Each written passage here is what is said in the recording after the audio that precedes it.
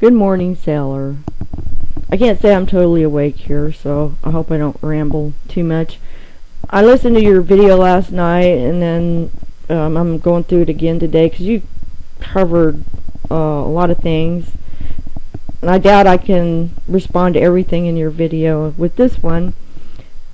But I wanted to try to get back to the sword dividing what Jesus was talking about. There's a lot of things in the Bible that are nothing more than really explaining human nature.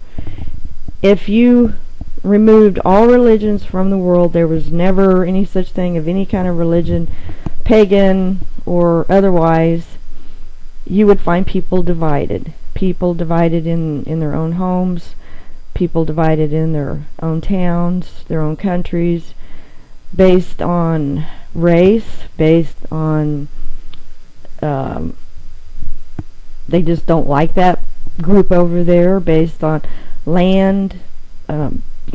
People fight over anything, everything.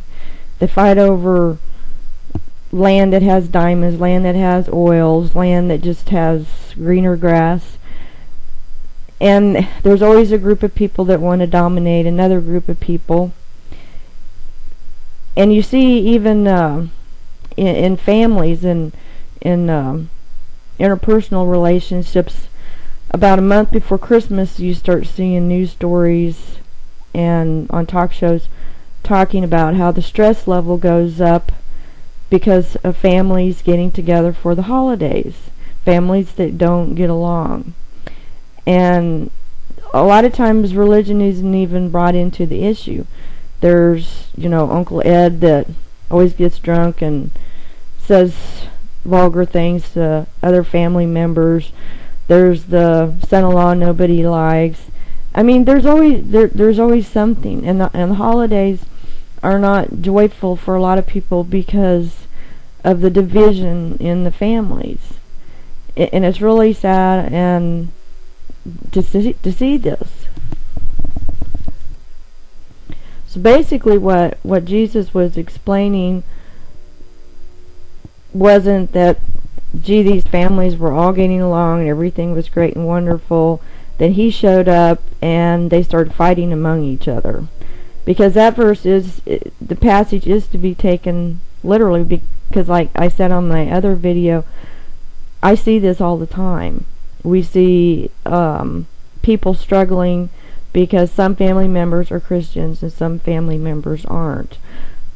I've heard of other families where someone has become a believer in a different religion and you don't see the division. But then sometimes you do. In Muslim families, if somebody tries to renounce their faith, they can actually be putting their lives at risk to be killed, because this is what you see a lot of times in the Middle East. And I've talked to many ex-Muslims that have had to flee from their own families, change their names, and go into hiding because they converted to another religion. And that's a terrible sword. That's a sword that takes things to the extreme, which is not what Jesus is talking about there. But I'm just giving you an example how there is a sword in every place, whether there's religion involved or not. It's part of our human nature.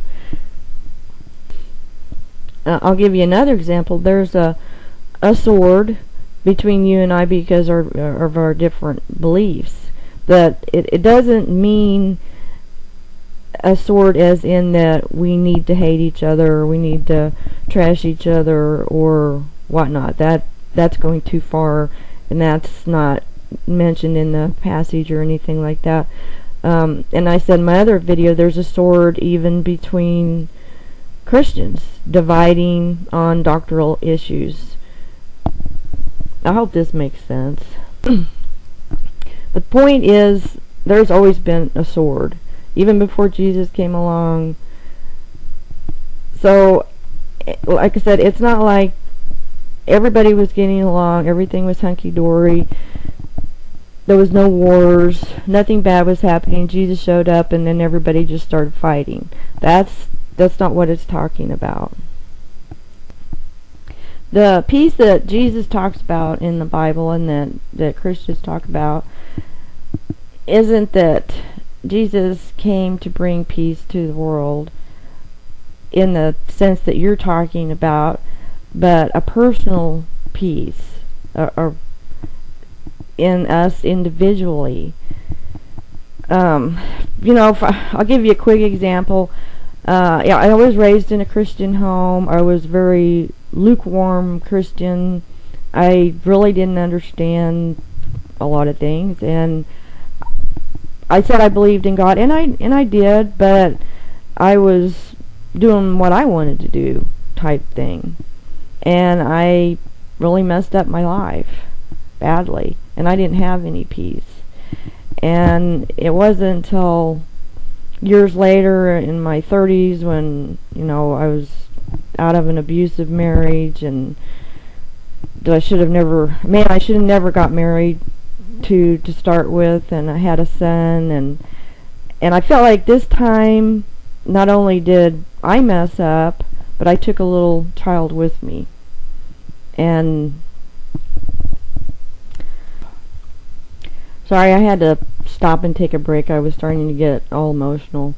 Chalk it up to female hormones here, and that was a very horrible time in my life, because I had screwed up so many times, and I hurt myself over and over again, but I figured, I could pick myself up and dig myself out of the hole and start over. I was determined to run things myself, run my own show, and be in control. But this time, I hurt a baby. I hurt my son. And it was something he didn't deserve. And I couldn't do it anymore. I surrendered to God, not in a church, but in my mom's kitchen. I had to move back in with her and start all over again. And I was in my 30s. And I didn't want that. I wanted to be married. I wanted to have a family. I wanted to be happy. And I married an idiot. Drug user, an alcoholic, an abuser. I made some really bad choices. And, not only was I suffering the consequences, but so was my son. And I just finally told him, I said, I can't do it anymore. You do it. And I was angry. I was not at God. I was angry at myself. And I gave up. And I turned it over to Him. And since then, my life, when I look back from there to now, I can't really say anything bad. I mean, yeah, we went through some really rough times. It's a long story, but I got through it by the grace of God. And I know that atheists can't understand that, but I had tried to do it on my own, and I just couldn't do it anymore. And I have been given a peace inside of me, and this is what Jesus talks about and what the Bible talks about for Christians. It's one person at a time. Galatians 5:22. But the fruit of the Spirit is love, joy, peace, long-suffering, kindness, goodness, faithfulness, gentleness, self-control. Against such there is no law. And those who are Christ have crucified the flesh with its passion and desires. If we live in the Spirit, let us also walk in the Spirit. And let us not become conceited, provoking one another, envying one another. Anyway, I ran out of time, so now I have to do another video to address your other stuff. Sorry.